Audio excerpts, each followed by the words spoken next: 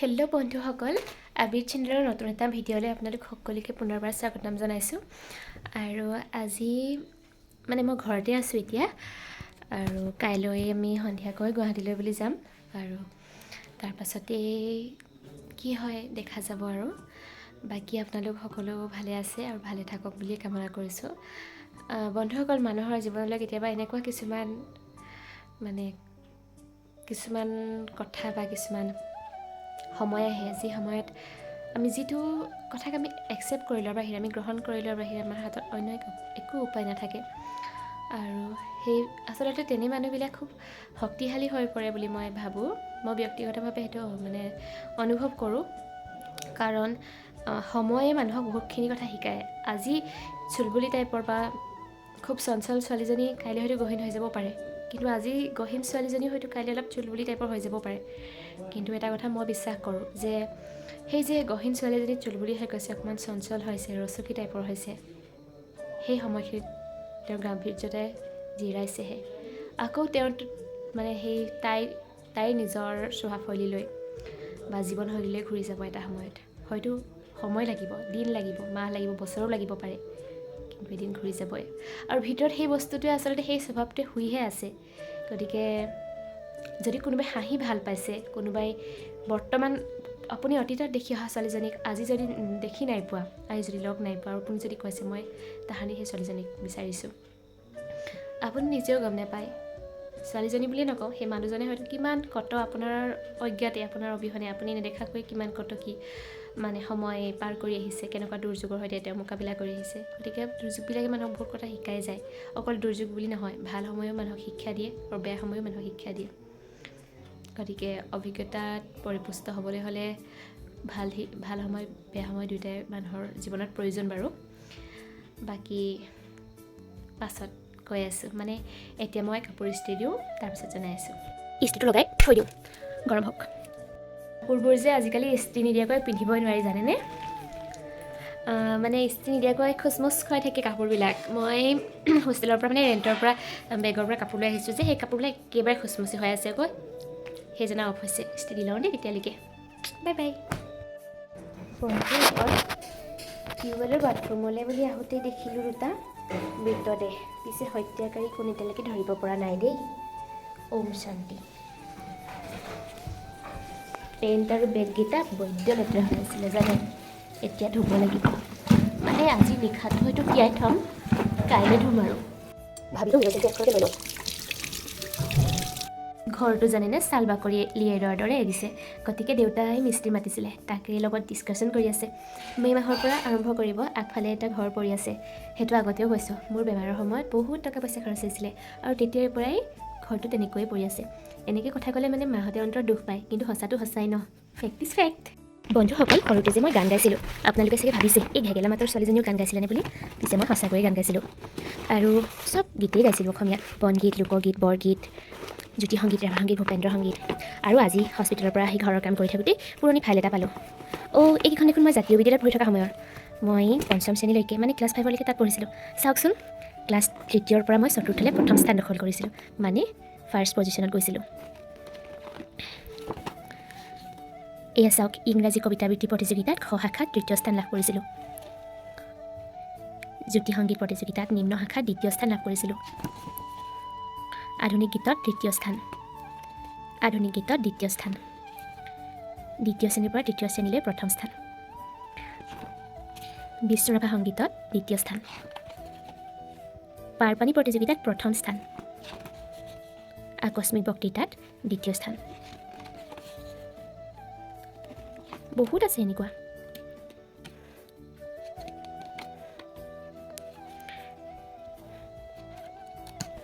ইয়াতে মোৰ প্ৰায় 39খনমান আছে, আৰু আছে বাৰু তেনেকুৱা।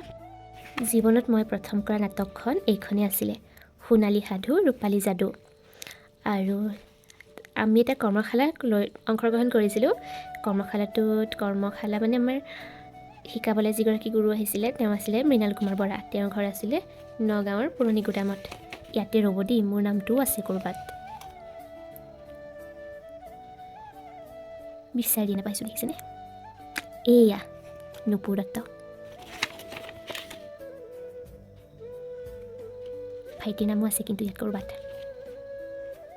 এয়া বল্লভ জ্যোতি দত্ত। বন্ধুসকল, ভাইটোৰ মাজতে আকৌ বাৰ্থডে কাৰ্ড এখন দেখিলোঁ, মানে গ্ৰিটিংছ কাৰ্ড। ইমান ভাল লাগিছে দেখি। এইখন যে মোক আদিতি, উপাসনা খামচেং লাহন আৰু উপাসনা সোণোৱালে দিছিলে হাই ছেকেণ্ডেৰী ফাৰ্ষ্ট ইয়েৰ পঢ়ি থাকোঁতে।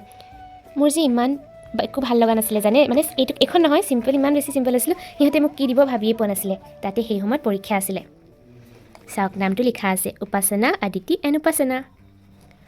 সিহঁতলৈ মোৰ বহুত মনত পৰে। য'তে আছা তোমালোক ভালকৈ থাকা। মোৰ পৰা বহুত বহুত মৰম তোমালোকলৈ। বন্ধুসকল, এইবাৰ আপোনালোকক এখন বেলেগ বস্তু দেখুৱাম দেই। আৰু এইখন মানে মোৰ আটাইতকৈ ভাল লগা বস্তু। এইখন মই এনেকৈ থ'ব হিচাপমতে নালাগেই, কিন্তু চাওকচোন, জীৱনত মই লিখা প্ৰথমখন গ্ৰন্থৰ নাম সূৰ্যোদয় এক আশাৰ নাম। মোৰ লগৰ, মানে হোষ্টেলৰ লগৰখিনি, হোষ্টেলতে গৈ এইখন হেৰি কৰা হৈছিলে, ইনগ্ৰেট কৰা হৈছিলে, শুভ উদ্বোধনী অনুষ্ঠান। আৰু সিহঁতেই মোক বনাই দিছিলে, এইখন মোৰ বাবে বনাই দিছিলে, ছাৰপ্ৰাইজ দিছিলে। মই ইমান মানে আচৰিত হৈ গৈছিলোঁ যিদিনাখন উদ্বোধন কৰা হৈছে কিতাপখন। ওপৰত যে সিহঁতে আমাৰ ডাইনিং হলটো ইমান ধুনীয়াকৈ সজাইছিলে। ইয়াত চাবনে, ইয়াতহে লিখিছে নুপুৰ বা তোমাৰ উজ্জ্বল ভৱিষ্যতৰ কামনাৰে। এয়া অংকিতাই লিখিছে, congratulations Nupur and wish you for your bright future. Joyita, তাইও জুনিয়ৰ আছিলে, নুপুৰ বা তোমাৰ উজ্জ্বল ভৱিষ্যতৰ কামনাৰে শুভেচ্ছা জনালোঁ। এয়া প্ৰিয়ম, মোৰ চিক্কু মিক্কুৰ ৰুমমেট আছিলে। Keep prouding of parent and all the best for your future from Priya Jaiswal. এইটো Priya. Congo for your grand success Priyam. এয়া পূৰ্ণতাই লিখিছে, নুপুৰ বা তোমাৰ উজ্জ্বল ভৱিষ্যতৰ কামনাৰে আৰু তোমাৰ কবিতাই যেন এক উচ্চ স্থান পায় তাৰেই কামনাৰে, পূৰ্ণতা। লাভ ইউ পূৰ্ণতা। আৰু এয়া নীলম, কংগ্ৰেছ নুপুৰ বা, wishing you a very bright future, keep it up from Neelam ex roomie. আৰু এয়া মোৰ শিৱু বাবা লিখিছে, শিৱাংগী ডাৰ্লিঙে, congratulations and celebrations for your grand success. I wish that you success more in life, your Shivangi. Okay. এয়া নেহা দত্ত, আমাৰ বেল Dutta, many happy returns of this occasion, may you become one of the famous poets and wish you a bright future. এয়া অন্তৰাৰ, মোৰ চ'লমেট। Many happy returns, এইটো নহয়, এইটো congrats Nupur for your great success, wish you for a very bright future, may your all dreams come true from Antara. আৰু এয়া Shreshtha, it's not a planet which survive every hardship, ultimately it's the sun which survives every hardship, be the sun of your life, be happy and achieve all your dreams Nupur. Shreshtha Bhattacharya. Smile which captures every one's heart, it's years.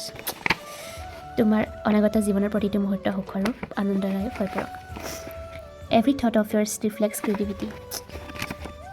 তুমি সুখী হোৱা, হৈ পৰা মৌ বৰষা গান। বন্ধু বান্ধৱীসকল, বুকুখন যে গধুৰ হৈ পৰিলে। সেই দিনটো মানে মনলৈ আহি গৈছে মোৰ, ২৬ নৱেম্বৰ 2016 চন। আৰু সঁচাকৈ মানে মই নিজক বেছি কৰি ক'ব নাযাওঁ, কিন্তু যেতিয়া মই টিউশ্যন কৰিছিলোঁ, মোক স্কুলৰ মিছ এগৰাকীয়ে কৈছিলে যে তোমাক দেখিলে চাগে তোমাৰ মা দেউতাৰ খংবিলাকো নাইকিয়া হৈ যায়, কিন্তু এনেকুৱা আচলতে নহয়। মোক দেখিলে চাগে তেওঁলোকক কিমান খং উঠে ক'ব নোৱাৰোঁ, কিন্তু সেই মানে সময়খিনি এতিয়া মোৰ মনলৈ আহিছে। আৰু এনেকুৱা পুৰণি স্মৃতিবিলাকে আমাক আচলতে কেতিয়াবা নিজকে সহিয়াই চোৱাত, নিজকে বিশ্লেষণ কৰি চোৱাত সহায় কৰে। আৰু ময়ো ভাবোঁ যে নিজৰ স্মৃতিবিলাক, ভাল লগা সময়বোৰ, ভাল লগা কামবোৰ যদি আমি ৰাখি যাওঁ, তেতিয়াহ'লে এটা সময়ত এই মধুময় সময়খিনিয়ে, মধুৰ স্মৃতিখিনিয়ে আমাক গোটেই জীৱন ৰৈ যোৱাত অকণমান হ'লেও সহায়ক হ'ব, সহায় আগবঢ়াব।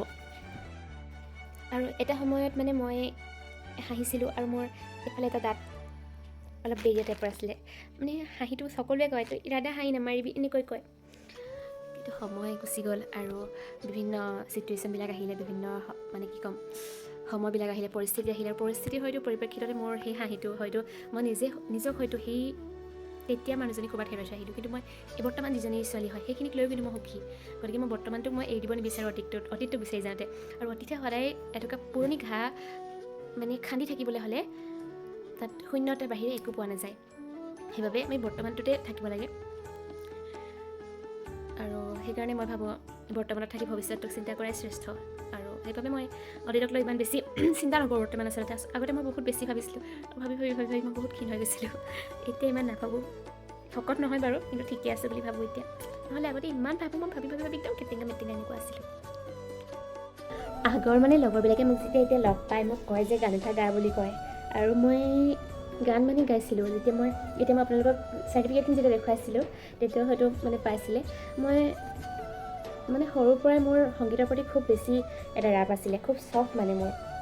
সেই বস্তুটো মই কেতিয়াও মোৰ প্ৰফেচনেল মানে লাইনত ল'ব বিচৰা নাছিলোঁ, কিন্তু মোৰ গান গোৱাটো এটা চখ। আৰু মোৰ মায়ে মানে আমাৰ যেতিয়া স্কুল সপ্তাহবিলাক হয়, স্পৰ্টছ উইক হয়, সেই জ্যোতি সংগীত হওক, ৰাভা সংগীত হওক, লোকসংগীত হওক, মোৰ মায়ে মানে সংগীতৰ প্ৰথম গুৰু বুলি ক'ব লাগিব। তাৰপিছত মই শ্ৰদ্ধাৰ প্ৰদীপ ৰাজখোৱা ছাৰৰ ওচৰত শিকিছিলোঁ। আৰু ৰাজখোৱা ছাৰ বৰ্তমান ঢুকাইছে, তেওঁ ঢুকুৱা আজি কেইবাবছৰো হৈ গ'ল বাৰু, কিন্তু মই তেওঁ এতিয়াও মোৰ বহুত মনত পৰে। মই বহুত মিছ কৰোঁ সেই মানুহগৰাকীক, কাৰণ সংগীত জগতত তেওঁ মানে ঘৰুৱা শিক্ষক হিচাপে মোৰ মা মানে ঘৰুৱা কি ক'ম, মোৰ নিজৰ পৰিয়ালৰ শিক্ষক হিচাপে যদিও মা আছিলে, তেওঁৰ পৰা মই ধৰক ক্লাছিকেল শিকিছিলোঁ। আৰু পাছত মই কণ্টিনিউ কৰিব নোৱাৰিলোঁ বিভিন্ন কাৰণত, কিন্তু মই সেই ক্লাছ 1ৰ পৰা ক্লাছ 6লৈকে মই সংগীতৰ যাত্ৰাটোত মানে মই ক্লাছিকেল সংগীতৰ যাত্ৰা অব্যাহত ৰাখিছিলোঁ। আৰু ক্লাছ 6ৰ পাছৰ পৰা মই ক্লাছ 7ৰ পৰা সংগীতৰ যাত্ৰা মই সামৰণি মাৰিব লগা হ'ল। যদিও পাছত মই ক্লাছ 10লৈকে চ'ল' চং বা এনেকৈ বিভিন্ন অনুষ্ঠান বুলি নহয়, বিভিন্ন প্ৰতিযোগিতাসমূহত মই সংগীতৰ প্ৰতিযোগিতাত মই প্ৰতিযোগী হিচাপে আছিলোঁ, বা প্ৰতিযোগিতাত মানে ভাল লাগিছিলে মোৰ। কিন্তু পাছৰ সময়ছোৱাত মই ক্লাছ 11-12ত এৰি দিয়া নিচিনাই হ'ল। আৰু সেই যে এৰি দিলোঁ, তাৰপিছত কিন্তু মই কোনোদিন আৰু সেই সংগীতৰ জগতখনলৈ ঘূৰি যাবলৈ মই নোৱাৰিলোঁৱেই। ক্লাছ গ্ৰেজুৱেশ্যনত মই সৰুতে নাটকো কৰিছিলোঁ, নাটক, গীত, নৃত্য, এই সকলোখিনিৰ লগত মানে মই কালচাৰেল জগতখনৰ লগত নিজকে জড়িত ৰাখি মোৰ মানে খুব এটা ইচ্ছা আছিলে সাংস্কৃতিক জগতখনৰ লগত নিজকে মানে ব্যস্ত ৰখাটো। আৰু মোৰ নাটক এক্টিঙৰ প্ৰতি মানে অভিনয়ৰ প্ৰতি মোৰ বিশেষ এটা ৰাপ আগৰ পৰাই আছে, আৰু এতিয়াও আছে বুলিব পাৰি। কিন্তু আছে যদিও সেই কবিতা আবৃত্তিৰ নাটক, গান, নৃত্য এইবিলাকত মোৰ আগৰ পৰাই খুব ৰাপ আছিলে মানে। এতিয়া মই আজি ধৰক 6-7 বছৰ দিন, 6 বছৰ বুলি নহয়, 6 বছৰ দিন মই ধৰক অকলশৰীয়াকৈ মানে চ'ল' চং মই ক'তো গোৱা নাই। প্ৰায় 5-6 বছৰ দিন মই মানে অকলশৰীয়াকৈ গীত পৰিৱেশন ক'তো কৰা নাই। কিন্তু তাৰ আগতে মই গীত পৰিৱেশন কৰিছিলোঁ, আৰু গীত মানে মই অসমীয়া গীতেই গাইছিলোঁ। সেই যেতিয়া স্কুলৰ সময়ছোৱাত আছিলোঁ, তেতিয়া মোৰ মাতটো মানে বাকীবিলাকতকৈ বেলেগ আছিলে বুলি কয়। আৰু তেতিয়া মানে ছাৰ ঢুকালে, আপিন ছাৰ মোৰ ক্লাছ 7-8ৰ তেওঁ ক্লাছ টিচাৰ আছিলে। আজি এবছৰমান পূৰ্বে তেওঁ ঢুকাইছে। আৰু তেওঁ মানে মোক কৈছিলে যে হয়তো তুমি মানে আমাৰ স্কুলৰে এজনী ছিনিয়ৰ বা এবাৰ উদাহৰণ দি কৈছিলে, তেওঁৰ দৰে হয়তো হ'বা, মানে এখন মানে কেছেটত গান গাবা, মানে তেতিয়া দিনত কেছেটৰ কথা আছিলে যে কণ্ঠশিল্পী হ'বা, এনেকৈ কৈছিলে। কিন্তু মোৰ মা দেউতাও ইমান মানে ধৰক সেই বস্তুখিনিৰ লগত সংগীত পৰিৱেশন কৰি তেওঁলোকে ভাল পাইছিলে, কিন্তু সেইটোক প্ৰফেশ্যন হিচাপে লোৱাটো তেওঁলোকে বিচৰা নাছিলে। গতিকে ময়ো সেই বস্তুটোৰ পৰা আঁতৰি আহিলোঁ। আৰু নাটকৰ কথাটোনো কি ক'ম, নাটকত এতিয়াও মোৰ ৰাপ আছে বাৰু, কিন্তু থিয়েটাৰ জগতৰ সৈতে বুলি নকওঁ। এনেই নাটক কৰি ভাল লাগিছিলে, অভিনয় কৰি ভাল লাগিছিলে। বাকী নৃত্যৰ মই ভাৰতনাট্যম শিকিছিলোঁ, আৰু সেই যাত্ৰাও মই শেষ কৰিব নোৱাৰিলোঁ। তাৰপিছত মই ছেমি ক্লাছিকেল এই ধৰণৰ বা সৃষ্টিমূলক এইখিনিৰ লগত মই এতিয়াও সময় পালে বা ক'ৰবাত যদি মানে পাৰফৰ্ম কৰিবলগীয়া হয় মই কৰোঁ, কিন্তু বৰ্তমান ইমান বেছিও সেইটোৰ লগত জড়িত হোৱা নাই, কাৰণ লিখা মেলাৰ লগত জড়িত আছিলোঁ। বৰ্তমান সময়ত বিভিন্ন কাৰণত মানে সেই লিখা মেলাৰ ৰাপটো মানে নোহোৱা হৈ পৰিলে। কেতিয়াবা হয়তো কিছুমান এনেকুৱা পৰিস্থিতি সকলোৰে জীৱনলৈ আহে, আৰু মোৰ জীৱনলৈকো তেনেকুৱা পৰিস্থিতি বুলিবই লাগিব। এতিয়া মই লিখা মেলাৰ পৰাও অকণমান দূৰত আছোঁ, কিন্তু মই জানো যদি মই সেইটো বস্তু এৰি দিওঁ তেতিয়াহ'লে হয়তো মোৰ সত্তাটোৱে মোক ক্ষমা নকৰিব। গতিকে মই সেই কাম কৰি যাব লাগিব ভৱিষ্যতে। আৰু আপোনালোকে মোক আশীৰ্বাদ কৰিব, কাৰণ প্ৰত্যেকৰে মানুহৰ জীৱনত এনেকুৱা কিছুমান সময় আহেই যেতিয়া মানে আমি ভাল কি বেয়া কি বিচাৰ কৰিব নোৱাৰা হৈ যাওঁ। আৰু কিছুমান সকলো জীৱনলৈ এনেকুৱা সময়ো আহে যেতিয়া নেকি শুদ্ধ মানে কথাটো একচেপ্ট কৰাৰ বাহিৰে, ফেক্ট সেইটোক একচেপ্ট কৰাৰ বাহিৰে একো উপায় নাথাকে, সেইটো গ্ৰহণ কৰি ল'বই লাগিব। ময়ো গ্ৰহণ কৰি লৈছোঁ বহুত কথাই, আৰু গতিকে গ্ৰহণ কৰি লৈছে যেতিয়া শীল হ'বলৈ শিকিছোঁ। আৰু শীল হোৱা সহজ নহয়, কিন্তু এবাৰ শীল হৈ পৰা মানুহ সহজে ভাগি নপৰে কেতিয়াও। আজিলৈ বিদায় লৈছোঁ, অন্য এটা ভিডিঅ'ৰ সৈতে পুনৰ লগ পাম সকলোকে। Bye bye.